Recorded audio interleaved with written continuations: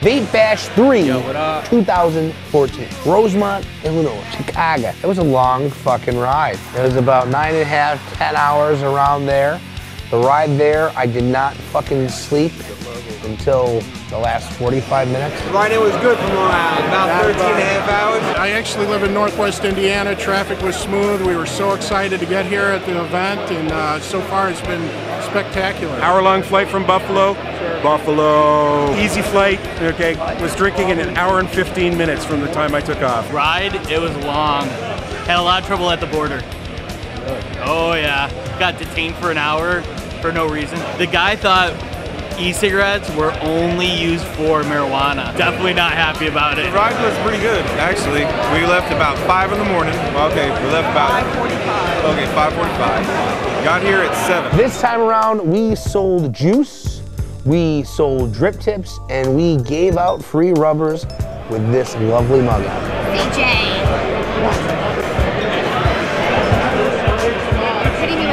You know, the hotel staff, they're fucking weird. Okay? It's a vaping convention. There's only designated spots where you can vape. You can't sub-ohm in your room. And, you know, it's just fucking crazy. And what happened was somebody set off a fire alarm in the room, and it just set off this cascade of bullshit. The lobby, you have like 2 areas in the lobby you can vape. Of course, you can vape in the main room. But again, you can't really vape in your room if you're going to set off the fire alarm. And if you set off the fire alarm, I was told you will be evicted and you will lose your money. The hotel was nice as shit. It looked like it was a little out of my class range. The staff was great, but the management. You know, and of course I don't know the details because I wasn't involved, but basically, you know, the organizers had a contract to allow us vaping privileges. And once they realized they didn't have the staff, they didn't expect this kind of turnout, they got a little scared and got really pissy about it. And we're trying to shut down the event, basically. And so now we've been limited to vaping only in the event hall and nowhere else. They kept getting roadblocks throughout the whole fucking way. I even heard a rumor that the second day that they turned the heat on in the main ballroom or conference room, whatever you wanted to call it, just to fuck with us. I don't know, they don't treat us like people. I don't know, they're kind of rude. I've not had a good experience with the hotel staff. I wish they were just a little bit more friendly, and I wish they would have understood what they got themselves into. Yo, how's it going? Vape Bash 3, Chicago, or Rosemont. MrEliquid.com, our booth, and we're launching a new project called Carbon Method today. It's called the Radix V1 DNA 30 mod. Beautiful.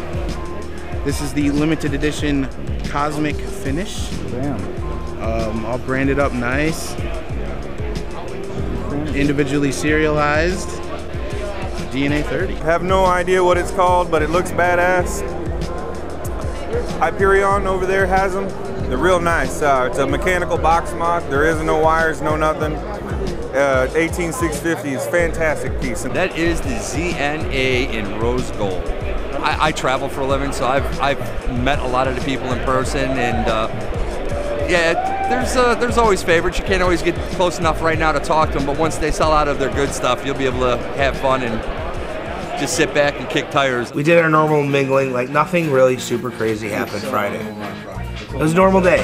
Like everyone still drank a little bit except for me. Jen was wasted every single time I talked to her the whole weekend. You're no longer Jennifer, your name is Victoria. Lady Victoria. Lady Victoria. Lady Victoria. Lady Victoria. Okay. For now, actually, I don't care. Every time I see you, I'm like Lady Victoria. Okay, but we need a tiara. Huh? We need a tiara. And a tiara. There's a tiara in that deal. Absolutely. She wasn't bad except for Saturday night, man. She hit that wine and she was out of control. I wasn't leaving her side for anything. No, Maddie just said to me on the phone, she was FaceTiming me. Maddie just said to me on the phone, she asked why I was dressed so fancy. We got this crazy motherfucker from the UK, Gary, coming into Buffalo and chill with us to drive out to Chicago with us. As my trip been, it's been fucking great. I've been pissing myself laughing the whole time, hanging out with cool people. You know, I don't have to walk around all the time. I can sit behind a bench. It's just been great, man. Got kicked out of hockey with Andrew, which was better than leaving with all the crowds. Possibly the funniest fucking conversation I've ever heard between 4 people screaming their tits off. And then we're out 7 flights of stairs. I got a freezing cold wind blowing off the lake. I'm walking 2 miles up the road with building fences and shit being crashed down around me like fucking Godzilla's on the case. It was brilliant, man. And since we've been here, we've been non-stop drinking. CJ done half a bottle of whiskey in the beer stick in 1 crack. Reckons he's coming back for round 2 tonight, so yeah, I can't fucking wait to see him, to be honest.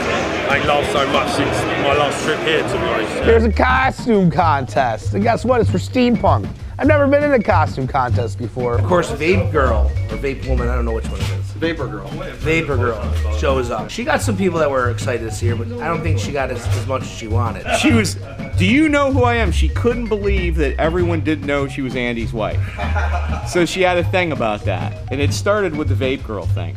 She didn't. I got a FaceTime from Vapor Girl, and I got to see Gordon Restrepo's steampunk costume. Ears on his nipples. Did he make Dish do that? Yeah, it was a little weird drawing on Gordon's nipples. I decided it's time for me to slip away, and it's time for me to pull out my surprise. Okay? We brought the cigarette costume. So I get in there, and of course, there was people that just wanted to fucking kill me. And I had to tell the Vape Bash security beforehand I was going to be doing this.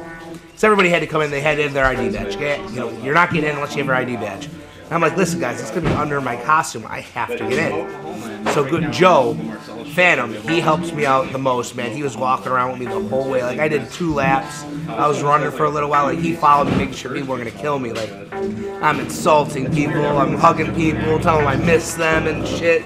Telling them I'm the OG flavor. Walked by Just the Tip. There was a drip tip stand, and I'm telling them, I'm like, you don't need a drip tip for me. This is bullshit. I don't need no drip tip. My favorite thing I heard was just walk up alongside someone. I miss you, man. Where you been? I'm still feeling the effects today with my voice and how sick I feel, but it was all worth it, and I do it again over and over and over. Years back, the Bash was more about connections of old friends in the vaping community. It still is that, but so much more now. It's so many new people that, you know, for somebody to know everybody, it's impossible. So far, this has been the biggest vaping event that we've had, aside from like the trade shows, but I think I just heard we broke like 3,500 people. Last year I think it was 1,600. I find that the change this year, and Dagger's been noticing this too, there's actually hot women in the room. Yeah, that's why I'm hanging around with him. Okay, that's right, I'm hanging around with Dagger. It's Chicago, man. Okay, because he attracts hot women. I attract overweight, bearded men more than the women, I think. Yeah, I've noticed that too, but you know, as long as they have shapely hips, right? Okay, it still works. Just like that man.